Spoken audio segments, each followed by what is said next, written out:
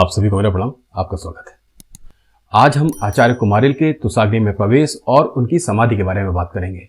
यह एक महत्वपूर्ण ऐतिहासिक घटना थी जिसके बारे में बात करना हमारे लिए आज के युग अर्थात इस कालखंड में और अधिक आवश्यक हो जाता है।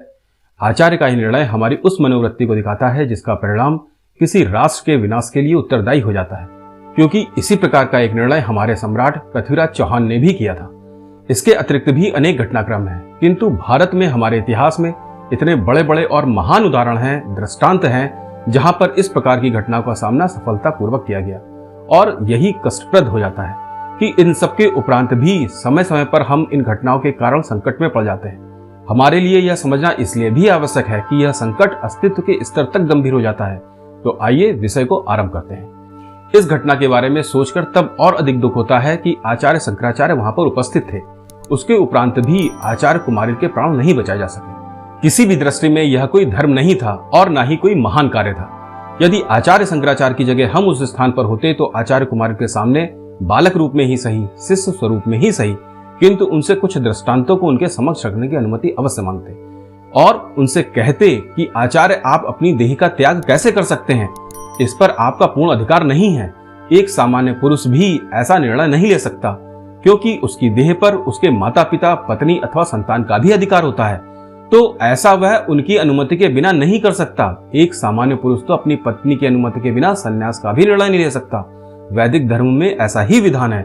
और आपकी देह तो समाज द्वारा पोषित है। आप पूर्ण रूप से सन्यासी हैं आचार्य। आपके ऊपर तो पूरे समाज का अधिकार है। क्या आपको देह त्याग के लिए संपूर्ण समाज ने सहमति दे दी है? सन्यासी होने के उपरांत भी आप मोह में बंध गए हैं आचार्य, और इस मोह के कारण ही आपको अविद्या ने घेर लिया है। यही कारण है कि आप आध्यात्मिक दुख से ग्रस्त हो गए हैं। यही कारण है कि आप ऐसा आचरण कर रहे हैं जिसके कारण से आप असत्य में सत्य और अधर्म में धर्म को देख रहे हैं। पाप और अधर्म का आचरण तो आपके गुरु ने किया है आचार्य, और आपने तो शास्त्रार्थ में पराजित करके सिर्फ उनको उसका दंड ही दिया है। उनका यह अपमान तो वेद द्वारा पूर्ण रूप से विधि सम्मत है। आचार्य आपने तो वैदिक धर्म की पुनर्स्थापना का प्रण लिया था। इसी कारण आपने बौद्ध धर्म की शिक्षा ग्रहण करने के लिए बौद्ध धर्म को स्वीकार किया था, किंतु आपको उस आश्रम में आपकी हत्या के उद्देश्य से छत से फेंक दिया गया।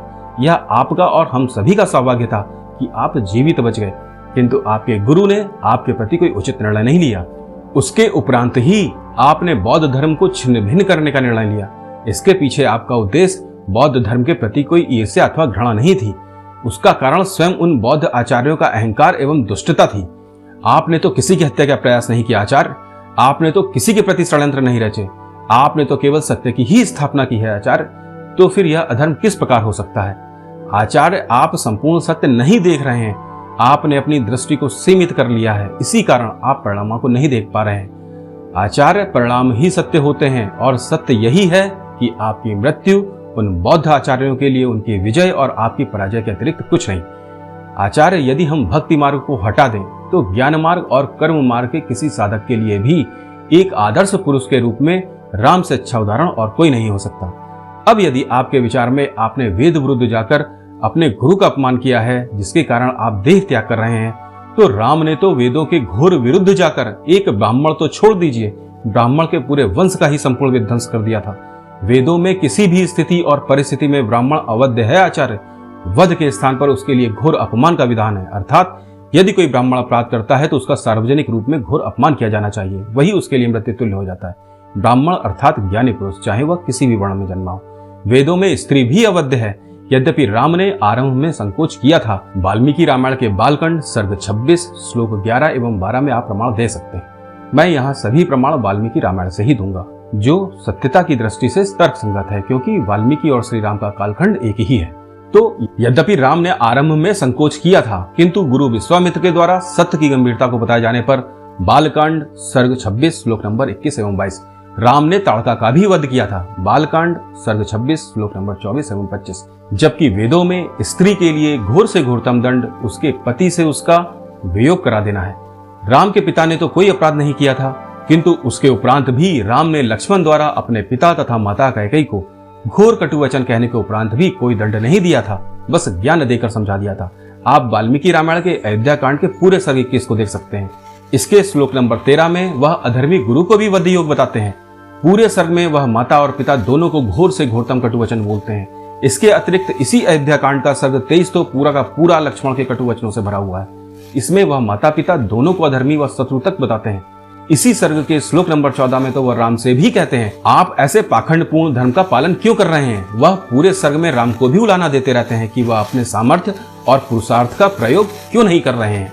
किंतु राम अंत में बस एक श्लोक में सब समाप्त कर देते हैं, किंतु लक्ष्मण के प्रति किसी दंड की बात नहीं करते। स्वयं भरत ने माता कैकेयी को कौन से कटु वचन नहीं बोले, बस इतना ही समझिए कि वध नहीं किया। अयोध्या कांड के पूरे सर्ग 74 में भरत के कहे गए कटु वचन ही हैं, जिसमें श्लोक नंबर 9 एवं 33 में भरत का क्रोध स्पष्ट दिखाई देता है। और शत्रुघ्न ने जब मंथरा को दंड दिया, वह तो मंथरा का वध भी करने वाले थे, और जब माता कैकेयी उसको बचाने आई तब उन्होंने माता कैकेयी का भी वध करने के लिए कहा। तब भरत ने शत्रुघ्न को समझाया और राम का ही भय दिखाकर उन्हें मंथरा के वध से रोका। अयोध्या कांड सर्ग 78 श्लोक नंबर 21, 22 एवं 23। आचार्य स्वयं राम भी विराट प्रकरण में अरण्य कांड सर्ग 2 श्लोक नंबर 18, 19, 20 जब वह सीता जी को उठा लेता है तब लक्ष्मण से माता कैकेयी के बारे में कटु वचनों का प्रयोग करते हैं।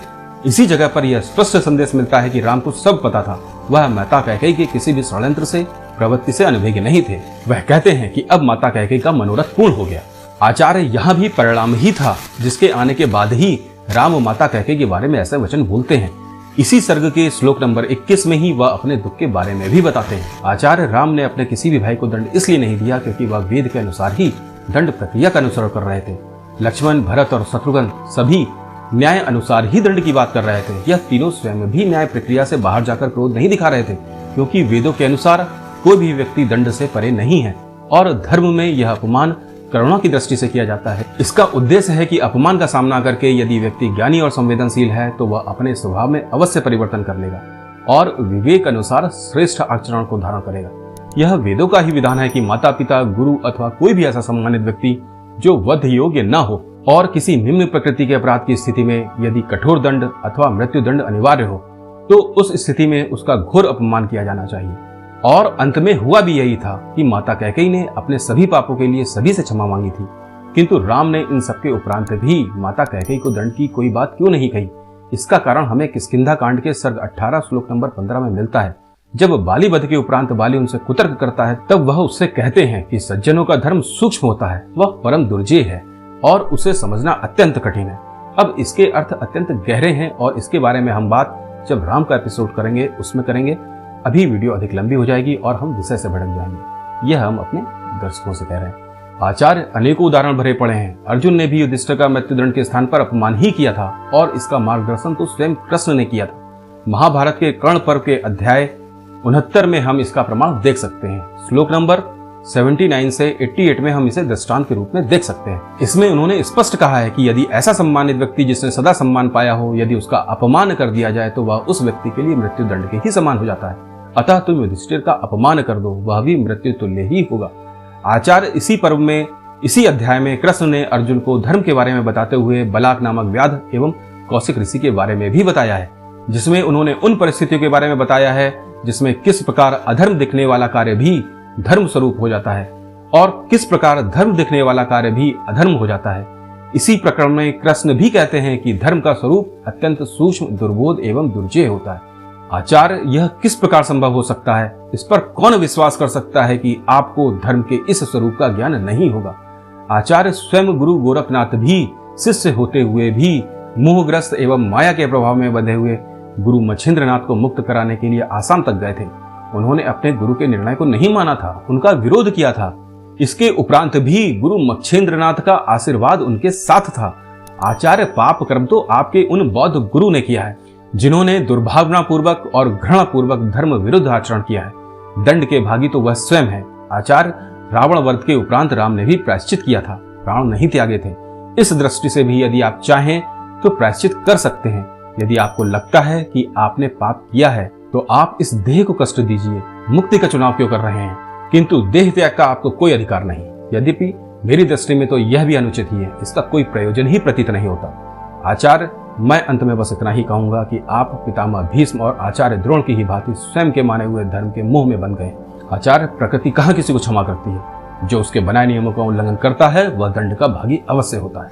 आचार्य, एक पुत्र रूप में, शिष्य रूप में मुझे जो भी कहना था अपने सामर्थ्य अनुसार मैंने आपसे कह दिया। अब मेरी यही प्रार्थना है कि आप अपने इस निर्णय को त्याग दें। आचार्य कुमारिल ने आचार्य शंकराचार्य से अंतिम समय में यह कहा था कि मुझे जो करना था वह मैं कर चुका, अब वेदों की स्थापना के लिए मेरे इस काम को तुम मेरे शिष्य मंडन मिश्र के साथ मिलकर पूर्ण करो। और अब यदि आचार्य कुमारिल अभी भी अपना देह त्याग का निर्णय नहीं त्यागते, तब मैं उनसे इतना ही निवेदन करता कि आचार्य, आप अपनी इस इच्छा को मुझे आदेश स्वरूप में पालन करने का आदेश दें। ऐसा करने में तो उन्हें कोई आपत्ति भी नहीं होती। और इसके उपरांत उनके तुसाग्नि में प्रवेश करते ही उनके इसी आदेश के अनुसार मेरा सबसे पहला कार्य उनको उस तुसाग्नि से वापस निकालना ही होता, क्योंकि वैदिक धर्म की स्थापना के लिए उनके जीवन को बचाने से अधिक बड़ा और महत्वपूर्ण कार्य और क्या हो सकता था। इस तरह उनका तुसाग्नि में प्रवेश का प्रण भी पूर्ण हो जाता। हाँ, यदि क्रोधवश वह कोई दंड देना चाहते तो वह तो मैं सहर्ष स्वीकार कर लेता। इसके अतिरिक्त तो कोई और विकल्प ही कहाँ होता, और ना ही यह कोई बहुत बड़ा मूल्य ही होता। अब आप लोगों से अनुरोध है कि कृपया वीडियो को लाइक और शेयर अवश्य कर लीजिए, कमेंट भी कीजिए और चैनल को सब्सक्राइब अवश्य कर लीजिएगा। आज के लिए बस इतना ही। जय हिंद, वंदे मातरम।